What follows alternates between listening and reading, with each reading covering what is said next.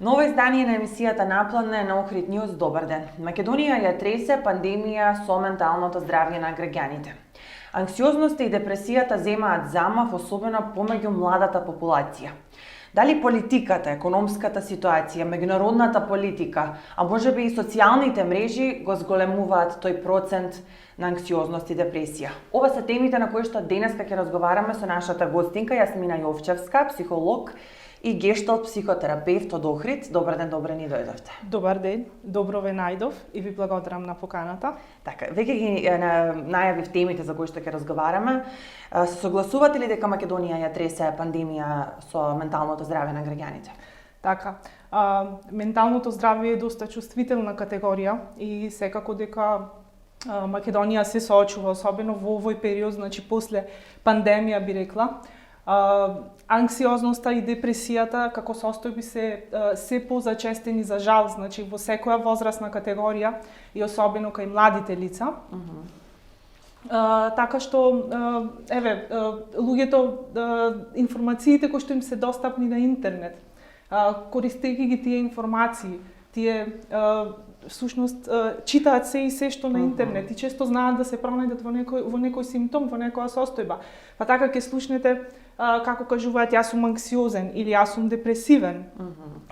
Анксиозноста е дефинитивно една од најмачните работи кои што сите сме ги почувствувале или ќе ги почувствуваме и особено е актуелна во ова динамично време во кое што живееме.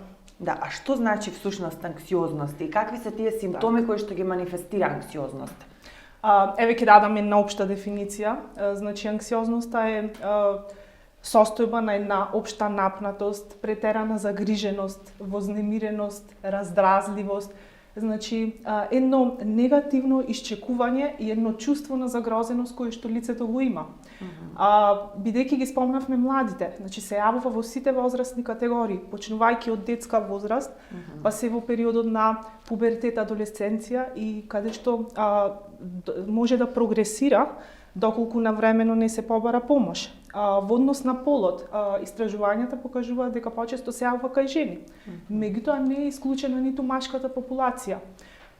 Кога ги спомнавме младите, значи може да кажеме дека тие почнувајќи од оној развоен период, адолесцентите, се доста пречувствителни, раздразливи, значи имаат доста емоционални испади. Не можат соодветно да се носат со емоциите, не знаат тоа како на соодветен начин да го изразат. И често може да кажеме дека се јавува, значи оваа состојба, особено после периодот, значи на пандемијата, кога сите знаете кога ние се соочувавме со доста смислени и безсмислени мерки. Значи бевме во една ситуација на карантин, тоа чувство на неизвестност, на страв, така. Да, го почувствувавме сите ние. Всушност овде морам да напоменем дека анксиозноста има и еден здрав дел, значи здрав аспект на личноста, а тоа е онаа состојба кога се јавува една блага вознемиреност, една возбуденост. Значи во ситуација кога треба да имаме некој јавен настап, некој позитивен настан, значи тоа може да биде некоја свадба или пак раѓање на дете во фамилијата. Значи и ова зошто е ова вака? Затоа што ние луѓето си имаме свој сопствен механизам на преживување, значи на справување со одредена реална ситуација. Значи лицата најчесто кога се соочуваат од здрав аспект, значи го зборувам, анксиозноста има на некој начин заштитна функција од здрав аспект, меѓутоа кога се работи за патолошка форма, значи има една да се соочи со ситуација бори се или бегај на соодветен начин. Да, и сега што е разликува анксиозноста со депресијата? Вака, сега тука прво би тргнала од оној момент кои се симптомите. Јас веќе на почетокот нешто спомнав. Симптомите може да ги поделиме на психолошки, на физички или физиолошки симптоми. Значи, од психолошките симптоми, еве тука спомнавме претерана загриженост, раздразливост, вознемиреност, нејасен страв. И сета оваа состојба, значи, кај лицето предизвикува да се јави еден страв и од онесвестување. Значи, ова што мене сега ми се случува не е во ред, јас сега имам чувство дека секој момент ќе се онесвестам. Всушност, од физичките симптоми кои што се јавуваат, тие многу наликуваат на оние интернистички кардиоваскуларни заболувања. Значи се јавува забрзана работа на срцето, забрзан пулс, се јавува забрзано дишење, има едно чувство на кнедла во грлото или со неможност да се проголта. Ние тоа гешталтистички, значи го нарекуваме интроекти.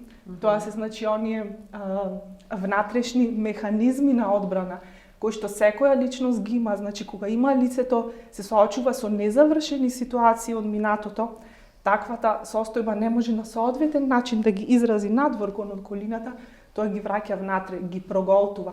И затоа се вели дека има едно чувство на книдла. Понатаму има и едно чувство на губење на тлото под нозете. Значи често во пракса кога доаѓаат клиенти, тие викаат јас имам чувство дека го изгубив тлото под нозете. Значи на еден лебдички страф, ако можам така да го наречам. А неретко во симптомите се јавува, значи и едно пад на концентрацијата, значи се зафатени тука и мисловните процеси. Имаме пад на помнењето, значи еве конкретно кај младите, кај учениците, тие не можат да се фокусираат кон одредена задача и таа да ја извршат. Значи се јавува и онаа состојба на трема, предјавен испит, проследена со страф од испитна ситуација. И ова е делот кој што го опфаќа анксиозноста, за разлика од депресијата, која што пак, како што кажавте, е некако како сестра би кажала, значи уште една состојба која што се јавува паралелно со анксиозноста и затоа често кога психијатрите поставуваат диагноза, таа гласи анксиозно-депресивно расстройство, затоа што често невротските симптоми се проследени со депресивни симптоми. Меѓутоа, симптоматологијата исто така е различна. Многу често постои кај народот, значи кај лаиците, едно преклопување на тие симптоми. Со чувството на тага, разочарување, како нормални човекови емоции, со депресијата. Овде е значајно да напоменеме дека чувството на тага и разочарување, значи сите сме го осетиле. Така, дел од животот. Така, да, тоа е дел од животот, нели кога се соочуваме со различни настани, се соочуваме со некои ситуации кои што би се почувствувале разочарано, дали тоа е во односите со семејството, во односи со други луѓе, на работа, значи кај младите во училиште, начинот пред се личното доживување кој што го имаме. Со на чувство на тага, посебно кој што сме го почувствувале при загуба или смрт на блиска личност. Меѓутоа, постои огромна разлика. Прво, постои во време трајање. Значи, симптомите на депресија треба да обстојуваат и да траат повеќе од 2 недели интензивно кај лицето и барем да се потврдат, еве според Светската здравствена организација, барем 5 симптоми да бидат потврдени, да ги чувствува лицето од одреден број симптоми кои што сега ќе ги кажам. А тоа се нели едно чувство на тага, депресивност, изразито пат на расположение.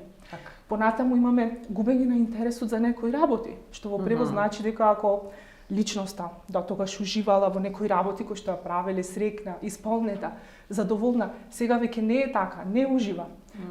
Понатаму доста се одразува врз сонот, врз пиењето. Значи имаме варијација од состојба на несоница или инсомнија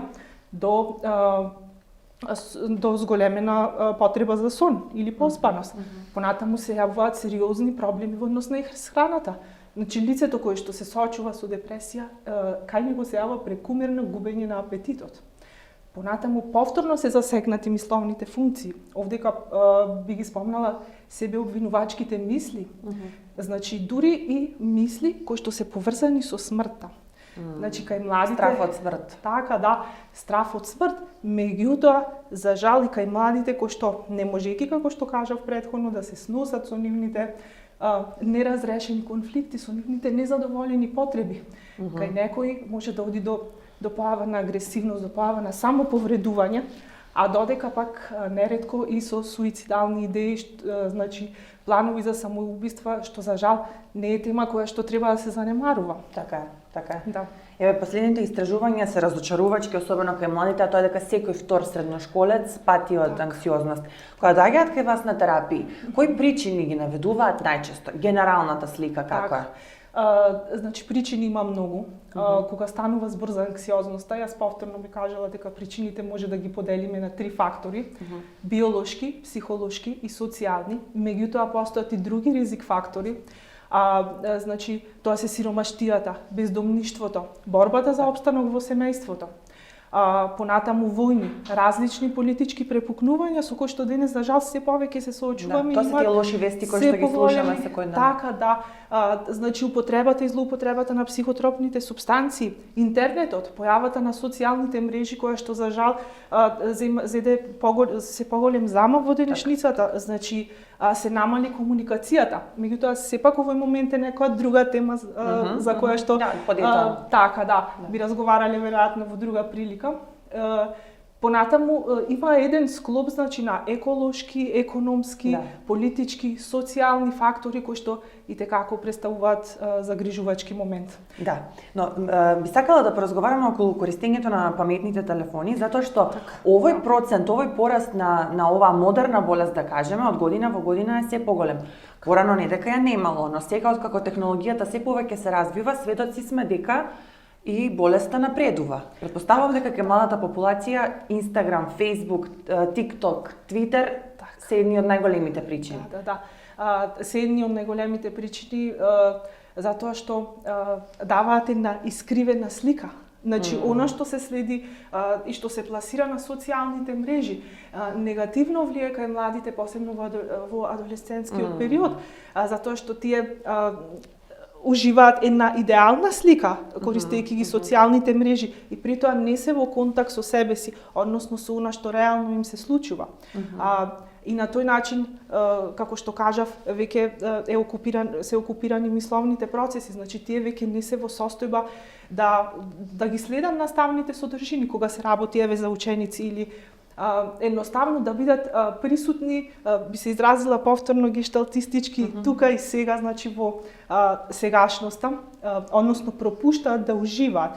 И она што добро ме потсетивте, не го спомнав, токму заглавеноста во минатото, сеќавањата, работите кои што ние не можеме да ги смениме, а кои што поминале, и се поголемата загриженост од она што ќе се случи во иднина, тие обсесивни размислувања даваат една слика и формираат во мозокот кај младата личност и воопшто кај секој човек едни катастрофични црни сценарија, нереални размислувања кои што ја хранат анксиозноста.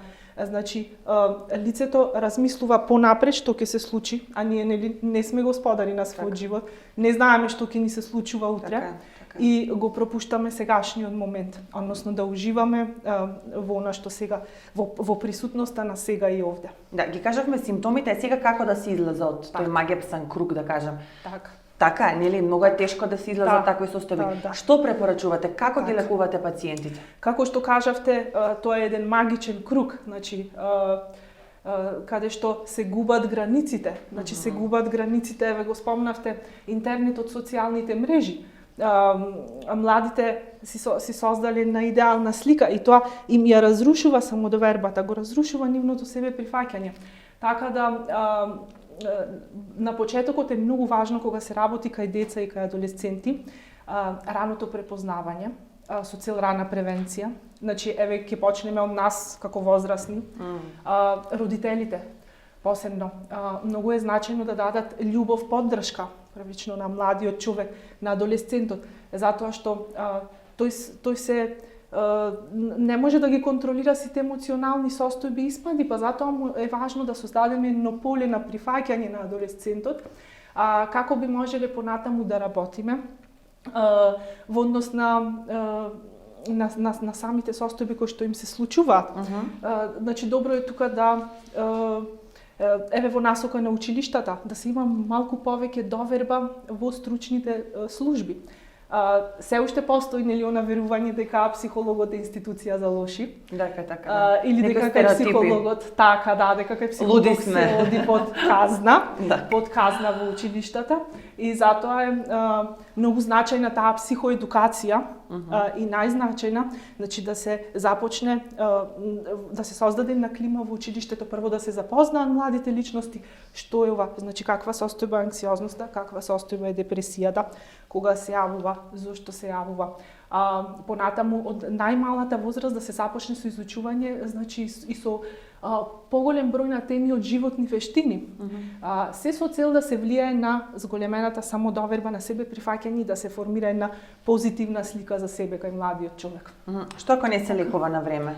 Ако не се лекува на време, значи може да прогресира и веќе да се претвори во анксиозно расстройство или анксиозно депресивно расстройство и да биде потребна медикаментозна терапија. Во раниот третман веќе спомнавме што е неопходно во однос на психоедукацијата. Сега често кога клиентите доаѓаат кај нас психолози, терапевти, тие имаат и некои очекувања ние да дадеме готов совет. Меѓутоа ние работиме на начин на истражување, значи на клиентот да свати што всушност се случува сега со него. Бидејќи спомнав доста физички симптоми, значи тука прво телото пати, се јавуваат доста тие симптоми кои што ги кажав и кои што се слични на некои кардиоваскуларни заболувања. И тука ќе го напоменам исто така моментот дека прво кога се обраќаат, баш заради сличноста на симптоматологијата со некои болести, се обраќаат прво кај матичните лекари. Па потоа следат низа на лабораториски, интернистички, кардиолошки испитувања, се додека не се докаже спротивното, дека со организмот, со лицето е се во ред од физички аспект, и дека всушност тука се случува нешто лошо, нешто друго. Значи треба да се обрати на психолог. Ова би го поврзала токму и со стигмата во помалите средини, значи во помалите места, каде што веќе почнува кај лицето да се јавува едно чувство на неприфатеност, дека можеби сега јас имам анксиозност и треба да одам да посетам психолог. И тука секако е и стравот од посета на психолог, па често се случува да кога кај мене доаѓаат клиенти па да се соочат со уште поголема анксиозност или да кажат, еве јас ги поминав сите испитувања и сега ајде да видам и ова. Ми кажаа дека треба да се обратам, дека со мене физички е се во ред. И во моментот уште толку се наголемува анксиозноста, ајде сега па да видам што ќе ми се случува тука. Сакам да ве прашам и за сведоци сме дека има многу говор на омраза, особено на социјалните мрежи, и тоа е една од причините за депресивни состојби. Има ли кај младите исто во училиштата и дали тоа може да биде причина за и насилство помеѓу малолетници? Така, да, апсолутно се сложувам со вас дека токму говорам на омраза кој што доста го има во социјалните мрежи е причина и за една појава на агресивност па и насилство, значи од пошироки размери во училиштата. И секако тоа повторно ќе кажам, не е момент кој што треба да се занемари, туку треба да се акцентира.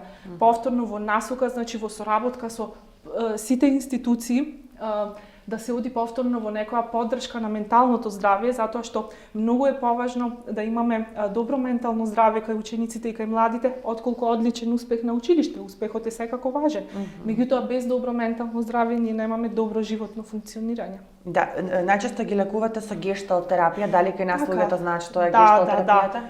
Да, значи гешталт психотерапијата е правец кој што ги третира состојбите како што се анксиозност, депресија, значи општо првенствено е наменета за здрава популација, меѓутоа третира и проблеми од секојдневното, значи живење, конфликти во семејството, односи помеѓу брачни партнери, значи доколку има проблеми со спиење, со несоница.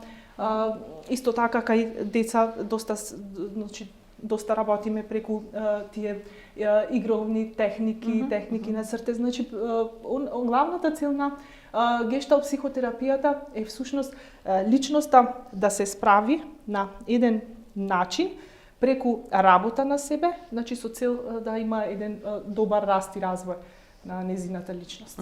Што ги советувате граѓаните?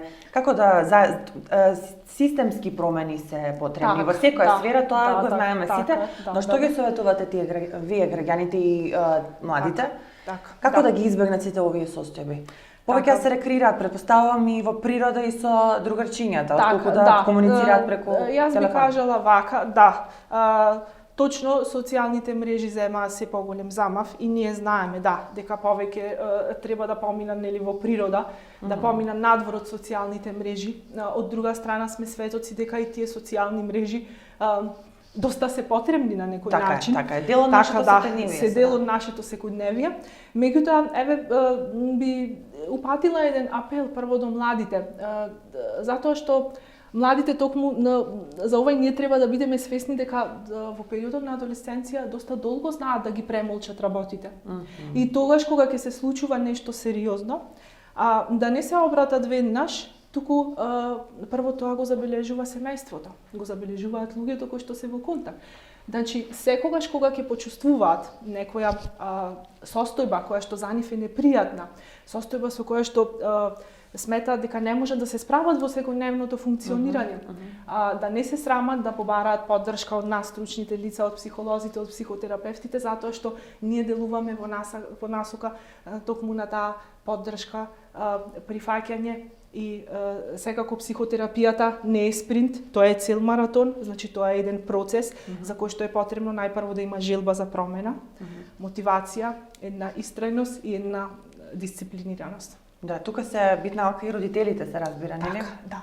Свесни се родителите за се тоа ги што спомнавме, ги спомнав и претходно родителите и повторно ќе кажам дека родителите значи треба да бидат едно безбедно, баш дека се првата алка во процесот на социјализација кај децата и кај младите, да бидат на некој начин штитот, на тој начин што преку нивните стилови на воспитување нема да бидат ниту преконтролирачки, предоминантни, меѓутоа нема да бидат ни препопусливи, значи да пробаат да го најдат балансот, така да балансират, а пред се да му го возможат тоа поле на прифаќање. Значи адолесцентот кој што е разразлив, кој што се соочува со бурниот период, да може да му дадат љубов и поддршка, да може да се изрази. Значи, ниту една поплака на адолесцентот не е за занемарување, затоа што не е едноставно, како што може да забележите, да се види дали тоа е некоја развојна задача која што треба да се оствари кај адолесцентот,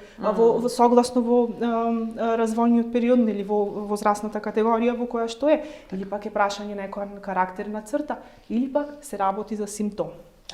Ви благодарам многу на сите овие одговори. Оваа тема секако ќе продолжиме затоа што убаво е да ја подкриваме свеста за значењето на психолозите и терапијата која што вие ја давате на пациентите. Благодарам уште еднаш, се гледаме повторно во следна прилика. Ви благодарам, драго ми е што отворивте една доста значајна тема. Така е. Да, и благодарам уште еднаш на поканата. Така. Си да се разбира во секое време. Ви благодарам и вам, почитувани гледачи, што и денеска бевте со Наплана. Се дружиме повторно следниот понеделник. Довидување.